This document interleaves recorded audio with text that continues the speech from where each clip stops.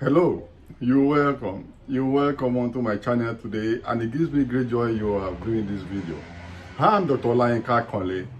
I'm a researcher. I'm a public speaker. I'm a life coach. I'm a lecturer in the university. On this channel, I do a number of stuff, but all these stuffs I do on this channel, you can cluster them into four: sociology, research, relationship, and migration. And I do this as regularly as possible to add value to my subscribers and my viewers. And it's against this background that I make this video. And this video is very important, and I clearly beseech you to view this video to the end. Meanwhile, if you have not subscribed to this channel, what are you waiting for? Kindly go ahead and subscribe as quickly as possible. Tap or click the subscribe button on your screen right now. If you have subscribed previously, thank you very much for staying tuned. The title of this video is What to Know About Traveling or Migrating to Canada on Visitor's Visa. This is very important because the issue of visitor's visa going to Canada is trending.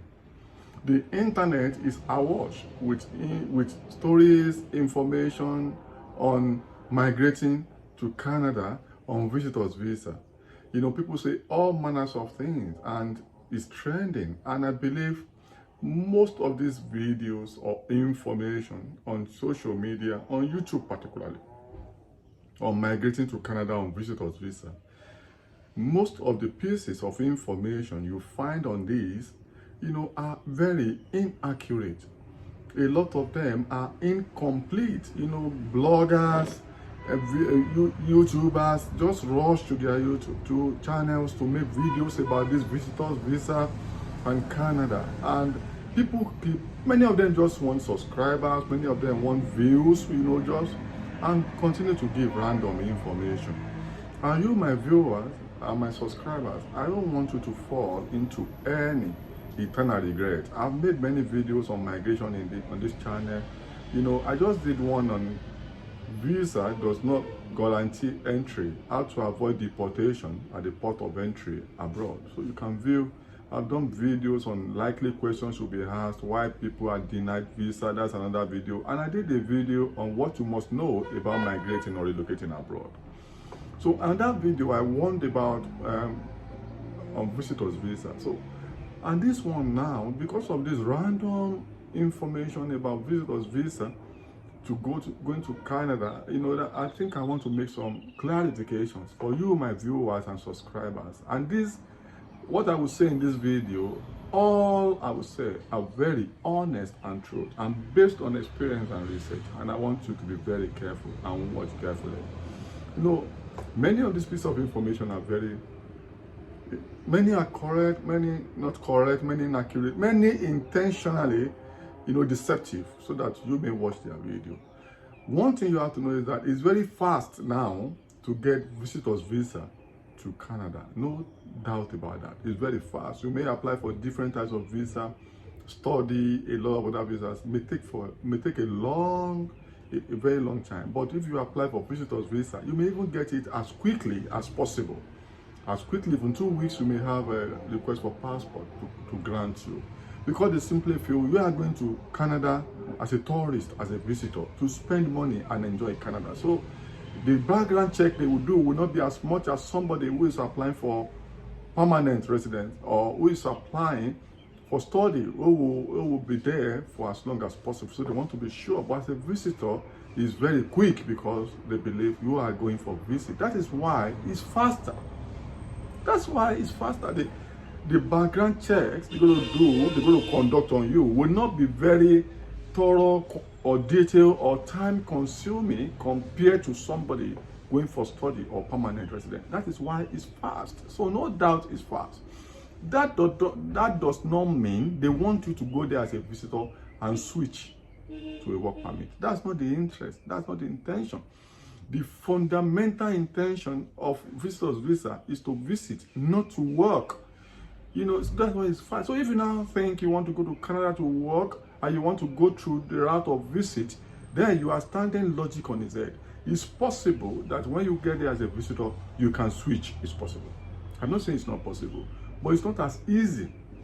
And you must not mention this to the immigration official who will receive you at the port of entry in Canada. Otherwise, if you mention that you want to switch, it's automatic deportation. You can see my video on this.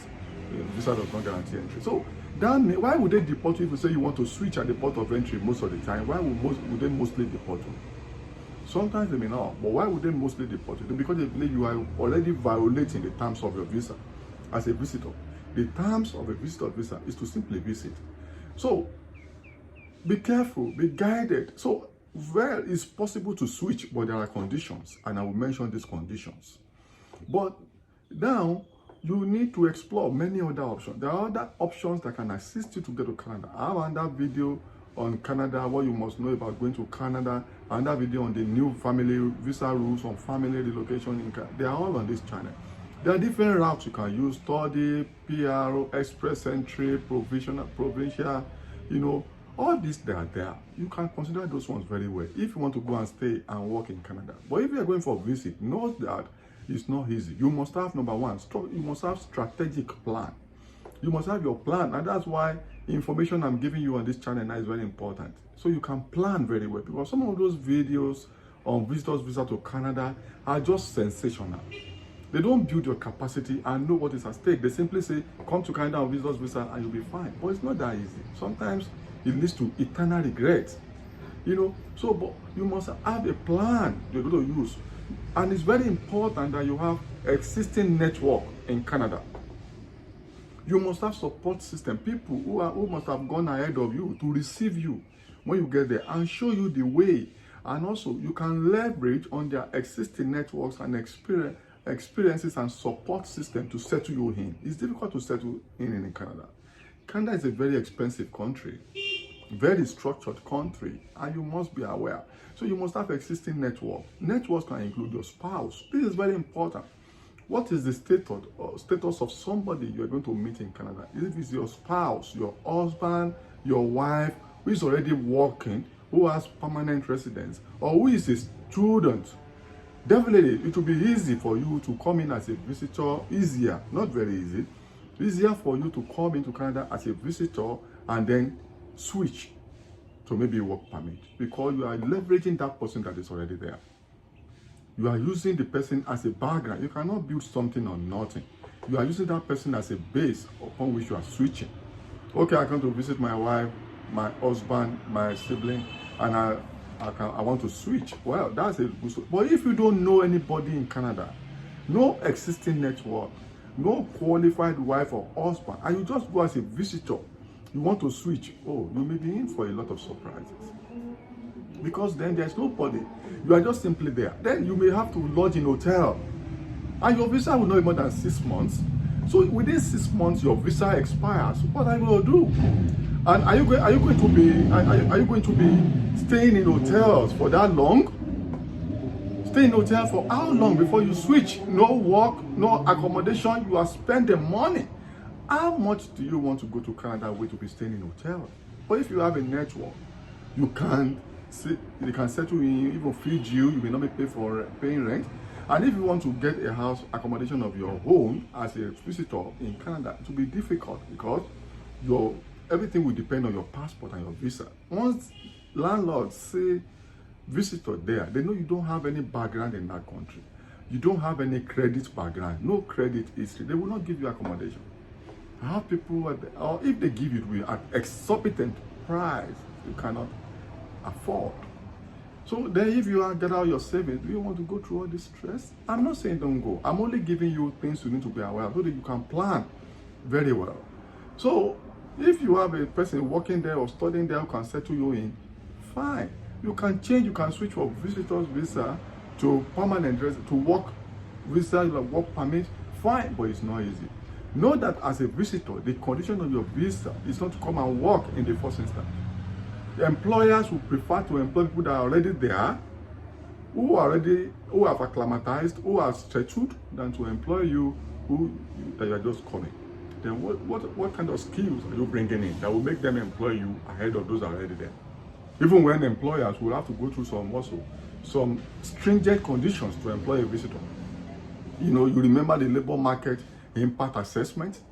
You're coming and your employer must have impact on existing economic system there. Then there must be proofs, there must be checks to be sure, and employers will have to pay. Why would they want to pay concerning you? So, and you must know that even this, you can switch to work permit from visitor. It's not so easy. It's not 100% guaranteed. The success rate is very minimal. The likelihood that you will succeed in switching from visitor's visa to work permit or any other visa is 10% probability. 10%, not more than 10%. That means 90% chances are that you will not succeed. Then what are you going to do? Do you want to take chances that is so narrow as 90% failure rate? Okay, if you want to take that chances, fine. The chance, no problem, not a problem. But you must be aware that these are the odds, and you must be able to prepare. And all this you have to achieve within 6 months before your visa expires. Don't forget. I'm sure your condition for applying for visa from home country would not have stated that you want to go and visit Canada for 6 months. They would likely not have granted a visa. Maybe you say you want to go for holiday for just 1 week or 2 weeks. That's why they gave you. But you know, usually the minimum visa they will give you is maybe 6 months or thereabout. So, but they just give you 6 months. But your visa is actually supposed to be like 3 days, 1 week, 2 weeks, like that you have stated. But let's even say that, okay, you don't want to stay the 6 months because you are planning to stay back. How will you fund that trip? How will you fund it and the rest of it? Because as a visitor, you are not planning, you are not expected to get a job. So if you determine to stay, fine, but you must know that it's not easy. It's not as easy as YouTubers, bloggers are saying it. It's not as easy. The risks are very high to switch. And you are already violating the fundamentals of your visa, which may negatively affect your travel history in the future. Yeah, because you have to know this. And when your visa expires, what are you going to do? You must not overstay. I've seen some YouTubers say, okay, saying you can claim asylum. Why do you want to claim asylum? You know, a lot of Canadian agencies reach out to me on the account of my experience and work all the time to give them advice as they want to decide, they want to make decision on some refugee applications from people. They ask me random questions as a professional, do you think this story is fine? And when you look at some stories that people are telling as reasons for claiming asylum in Canada, you wonder. That means, why do you want to be a refugee? Why do you want to claim asylum? Why? Plan very well. If you have, as some people say, hey, you must not go back home, you should not go. Why can't you go back home? If you have a job in your country, if you have strong family system, instead of claiming asylum in Canada because your visa expires, why don't you just return home and pick your life? Because there is no sure, it's not guaranteed that they will grant you asylum there. And it can take your productive years while waiting in the system. So if you are not already in Canada, you want to travel to Canada, have your plan B if you want to go on a visitor's visa. That's another thing I will tell you. Have a plan B at home. If it's not working, if you are settled, if you have investment, you have assets, you have good jobs, don't just dispose all of them. Open another window in case you get there, things are not going the way you think. On the visitor's visa, you simply return them and pick your career. There are people who go to Canada, they enter there one day and return for visit. They also open their passport. There are people who go for holiday and they return to their home country. It's not compulsory that Canada is the end of life. I'm sorry you may not like this, but that's the truth. You don't need to claim asylum there, return home. But make sure your visa does not expire. Don't become illegal immigrant. But if you're already there on visitor's visa, I wish you well. Try to build network. Apply to so many places and many applications and look for many jobs to survive in the first instance, or you move to rural areas where jobs are very much available. Farm jobs and some other many jobs are there. You can move to those rural areas. You will get job more likely there. And some jobs that Canadians don't want to do, you may take them in the first instance to stabilize. Be determined, but maintain your mental health. Make sure nothing depresses you. I just think I should let you know that this visitor's visa route that people are shouting about is tricky, but you must prepare. That's why I made this video. Kindly subscribe to this channel. Tell others about the channel. Until I see you in my next video, thank you very much and I wish you well.